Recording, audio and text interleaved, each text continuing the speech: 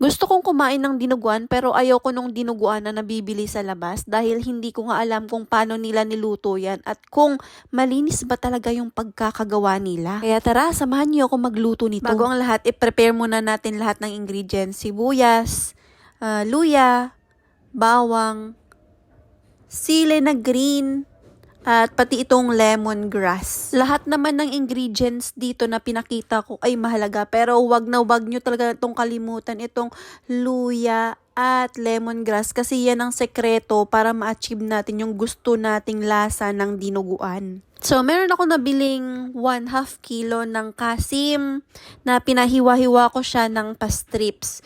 Pero dahil hindi nga ako kontento dun sa liit ng slice at gusto ko yung pantay-pantay at hindi ganun kalaki yung mga slices. Kaya ayan, hiniwa ko siya ulit. Noon, pag nagluluto ako ng dinuguan, talaga yung liempo lang yung ginagamit ko kasi may part doon na matataba at meron namang laman at hindi naman ganun ka sobrang taba. Pero mas maganda kasi siya gamitin. So this time, first time ko lang talaga umamit ng kasim na part at hinaluan ko siya ng kalahating liempo. At yung pinaka-main na ingredient ay yung dugo ng baboy at lagyan muna natin ng suka. Bibigyan ko kayo ng tip dito sa pagluluto ng dinuguan. Dapat ang bilhin yung dugo ng baboy ay yung pure, yung walang halong tubig. Kasi mas maganda yung buo siya, tsaka mo siya lalamasin pag uwi at tsaka lalagyan mo siya ng suka. Pero sa ngayon, medyo disappointed nga ako dun sa binili kong dugo ng baboy kasi may halo na siyang tubig. Malaki kasi yung difference nun, yung pure na dugo talaga at yung may halo na tubig. Ngayon, ginisa natin siya ng maayos.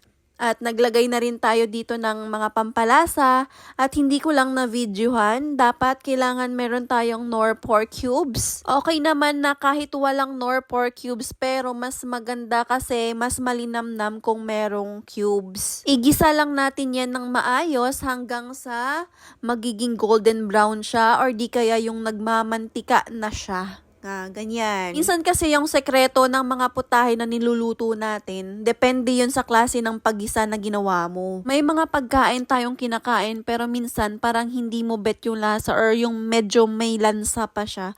Dahil yun, siguro dahil hindi nagisa ng maayos at mabilisang pakuluan lang yung ginawa. Nung nag-simmer na yung sabaw nung baboy, dahil yan ay pressure cooker ko ng 20 minutes, sigurado na tayong sobrang lambot na yan, nilagay na natin yung pati itong lemongrass. So, iba't ibang version naman tayo sa pagluluto ng dinuguan. Yung iba ayaw nila yung maasim. Pero yung iba gusto nila yung medyo may konting anghang pati yung nalalasahan pa yung asim. So, yun lang tayo for today's video. Sana nagustuhan niyo yung tip ko at itong pagluluto ko ng dinuguan. Bye!